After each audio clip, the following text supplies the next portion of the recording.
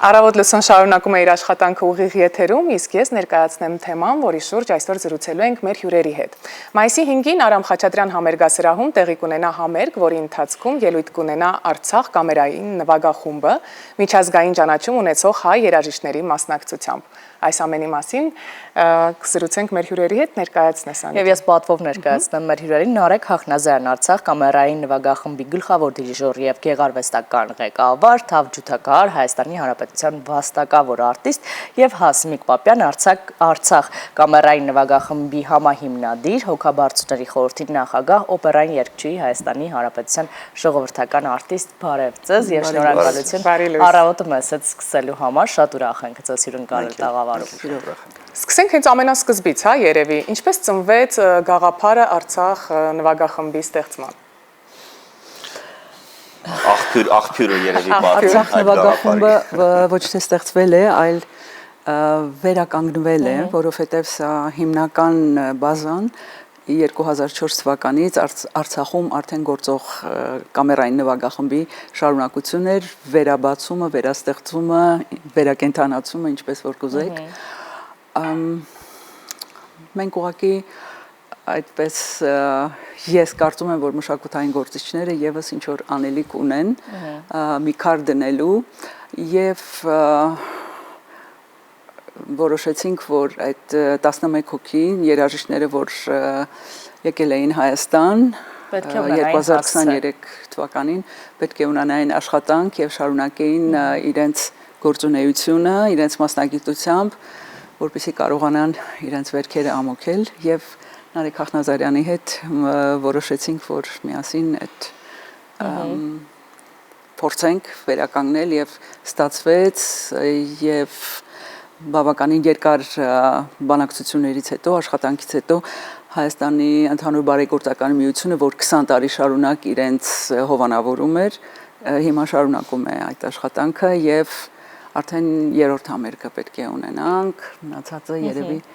Նարեկը կասի։ Ողջունենք եւ նվագախմբի անդամներին եւս, մենք իհարկե խոսել ենք վերականգնման նվագախմբի վերականգնման մասին, ձեր գործունեության մասին, ինչ շատ ոգևորիչ էր, բայց եկեք նախքան հասնել այս 5-ի համերգին, նաեւ այս ընթացքի մասին ինչ աշխատանքներ են տարվել, ինչպես է այս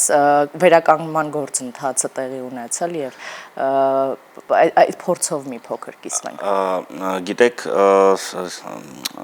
ինձ համար սա ավելի շատ վերածնունդ է նաև, որովհետև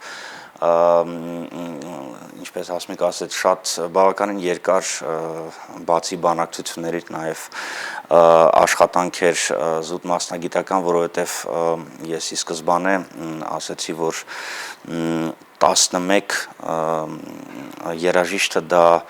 բավական չէ քանակությամբ, որպեսզի դա լինի անվանվի նվագախումբ, դա ավելի շատ 11-ը դա անսամբլ է, ուղղակի մեծ անսամբլ։ Եվ երկու փուլ լսումների անցկացրեցինք, մեկը հոկտեմբերին, մյուսը մարտի սկիզբ, ամեն փուլին, ամեն լսումներին մոտ 40 երաժիշտ մասնակցեց, համ Արցախից, համ Հայաստանի տարբեր շրջաններից, մարզերից, այո, եւ սկզբում մենք ավելացրեցինք, մեծացրեցինք նվագախումբը մինչև 17 հոգի, անցյալ համերգը մենք արդեն ելույթ ունեցանք 20, եթե չեմ սխալվում, 25 հոգանոց նվագախմբով եւ այս համերգն էլ լինելու է 25 հոգի եւ այդ կազմը արդեն ապահովում է այն կամերային նվագախմբի ձայնը, որը իմ անձամբ նպատակն է եւ մեր բոլորի ինձ թվում է նպատակն է, որտեվ դա բացարձակվեց ուրիշ արդեն ուրիշ մակարդակ է եւ բացի իհարկե այդ լսումներից մեծացնելուց նաեւ բավականին ակտիվ աշխատանք է գնում մի քանի ամիս զուտ մասնագիտական երաժշտական, որտեվ ես մեր կազմը բավականին երիտասարդ է եւ դա այնինչ ես շատ ուրախ եմ այդ փաստի համար։ Հենց դա եմ ասել, որ դա իրականում շատ ուրախացնող փաստ է։ Այո, ես շատ ուրախ եմ եւ ուրախ եմ իմ բոլոր գիտելիքներով եւ ինչ որ փորձով կիսվել իմ ավելի երիտասարդ գոլեգաների հետ եւ դա ինձ շատ ուրախացնում այդ աշխատանքային process-ը։ Վերադառնանք մայիսի 5-ին կայանալիք համերգին։ Ինչ ծրագրով եք ներկայանալու, ինչ ծրագիր եք մշակել։ Ծրագիրը շատ տարբեր գեոգրաֆիկ եւ ոճային բազմազան ծրագիր ելնելու մենք կսկսենք Բարտոկի ռումինական պարերից, այսինքն հունգարական կոմպոզիտորի ռումինական ժողովրդական պարերից շատ հայտնի ստեղծագործություն Լարային նվագախմբի համար, հետո կկատարենք Ալեքսանդր Հարությունյանի ջութակի կոնցերտը, մենակատար ջութակի եւ Լարային կազմի համար, Լարային նվագախմբի։ Երկրորդ բաժնում կլինի Էդվարդ Միխայելիչ Միրզոյանի Շուշանիկը, որը ես միշտ երազել եմ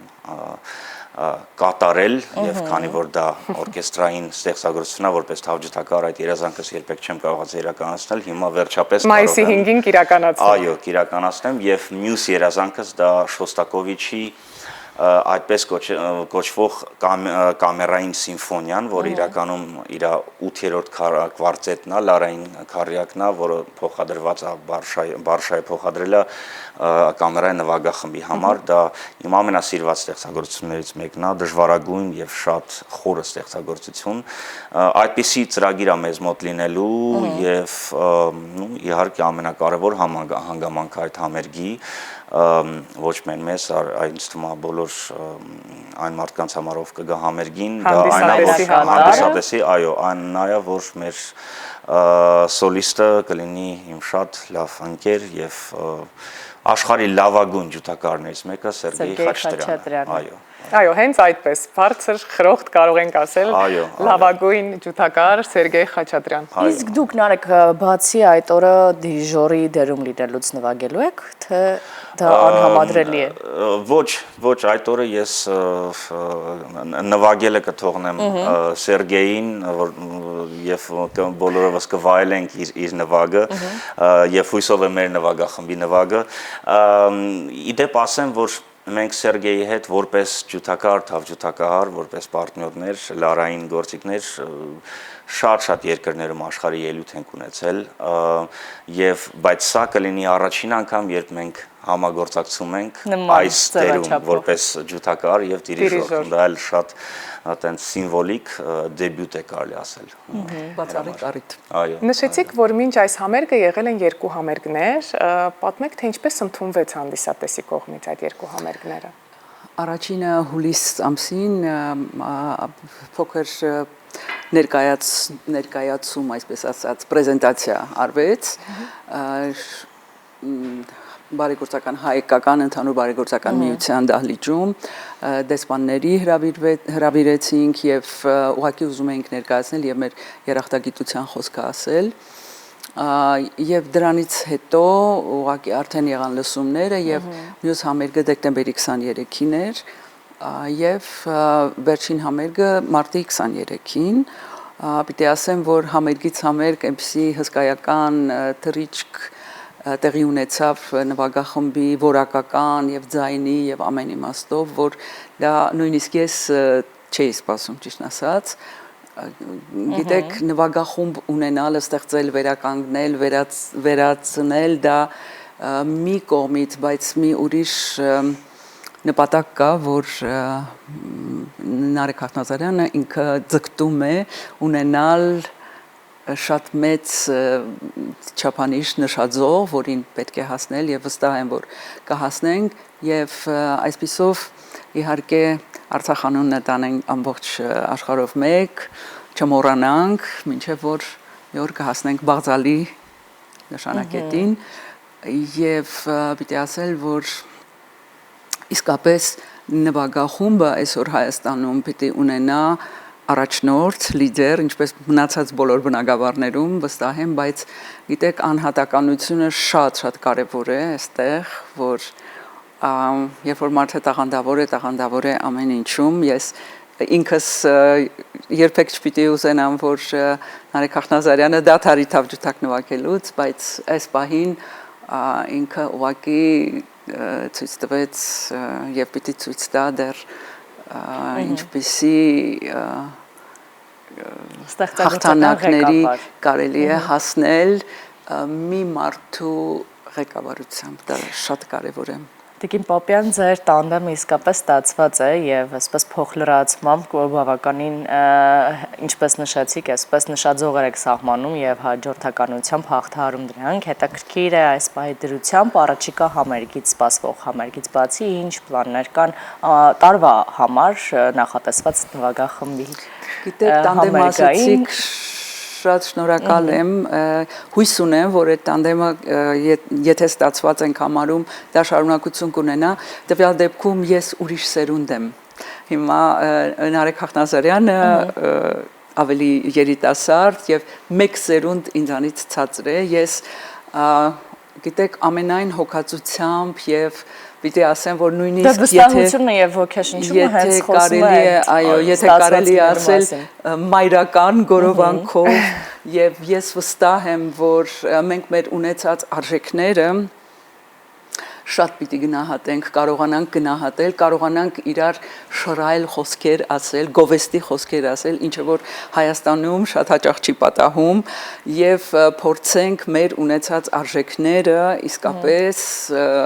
դնել այնտեղ, որտեղ որ իրենց տեղն է, այս դեպքում համաշխարհային մեծ բեմերի, որտեղ ես ինքս ներկա եմ եղել շատ համերգների, միջազգային ճանաչում ունեցող համաշխարհային բեմեր նվաճած երկու հայ ասպետներ պիտի միասին ելույթ ունենան նույն բեմում եւ ես կարծում եմ, որ դրանից ավելի հուսադրող եւ ավելի մեծ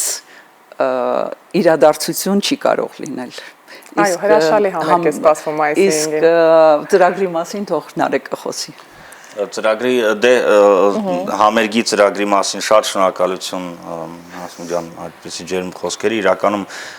շատ ճիշտ բառ օգտագործեցիք տանդեմ, որտեղ սա իսկապես տանդեմա, սա Հասմիկի փորձը եւ իմաստությունը մեզ շատ օգնում է եւ մեր ճանապարհը լուսավորում է իրականում եւ ձեր հարցին պատասխանելով հերրակա նպատակների կան բանակցություններ հյուրախաղերի Ամերիկայում, Կանադայում, Ֆրանսիայում, իդեպ մի հետաքրքիր հանգամանք կա, որ այն օրը Հասմիկն էլ ուրիշ մի հարցազրույցում ասաց, որ իսկապես մեզ Կանադայում սպասում էին աշնանը, այո, աշնանը ճիշտ է, բայց ճիշտն ասած իմ ցանկությամբ մենք հետաձգեցինք այդ հյուրախաղերը մինչև գարուն, որտեվ ես իսկապես ուզում եմ մաքսիմալ օրկեստրը հասցնել մինչև որոշակի չափանիշի լիովին պատրաստ լինի ներկայանալ, որտեվ գիտեք մեզ մոտ ոչ միայն երաժշտությունում շատ բնագավառներում կա մի sense բա, որ մենք գնում ենք արտասահման, օրինակ երաժիշտները, հա, ճամփորդում են, չգիտեմ, Ֆրանսիա, Ամերիկա, Ռուսաստան, հայերի համար նվագում է, հայերին շատ դուր է գալիս, հայը հային գովում է եւ հետ է գալիս եւ դա կոչվում է, որ գնացել ենք արտասահման։ Ես ուզում եմ, որ մեր նվագախումբը, Արցախ նվագախումբը գնա եւ կանադացիք եւ ամերիկացիք ոտնկայցներ ունեն, այո, իրենց նպատակը ոչ թե աշխարհագրական կետն է, այլ այդ կետում լինել ընդունված, լինել սպասված եւ նպատակը համաշխարհային մակարդակով բարձրագույն չափանիշների հասցնել այս նվագախումբը, որը մենք կարող ենք, որտեվ եթե դա կարող անի գերմանացին, ավստրիացին, ֆրանսիացին, ամերիկացին, ապա հայն էլ դա կարող անի։ Մենք ի սրտե ձեզ մաղթում ենք այդ ճանապարհին մեծագույն հաջողություններ եւ վստահ ենք, որ հենց այդպես էլ լինելու է։ Շնորհակալություն։ Սիրով հրավիրում ենք ձեզ։ Շնորհակալ ենք շատ։ Կանալիք համերգի մայիսի 5-ին։ Շնորհակալություն։ Եվ եւս մեկ անգամ մեր հեռուստադիտողներին էլ հիշեցնենք, որ համերգը կայանալու է մայիսի 5-ին Արամ Խաչատրյան համերգասրահում, Արցախ կամերային նվագախումբը եւ մենակատար լինելու է Սերգեյ Խաչատրյանը ջութակար, այնպես որ բացառիկ հնարավորություն է եւ դիրիժորը ու գեղարվեստական ղեկավարը Նարեկը Հաղնազարյան, այնպես որ սա իրապես իրադարձություն է լինելու, բացառիկ այո համերգ է լինելու։ Շնորհակալություն եւս մեկ անգամ, այո, իսկ մենք Սիրելի հեռուստադիտողներ, շարժվենք առաջ լսելով երաժշտություն եւ իհարկե համոզված եմ որ դնելու է ջազային։ Կարծում ես։ Տեսնենք։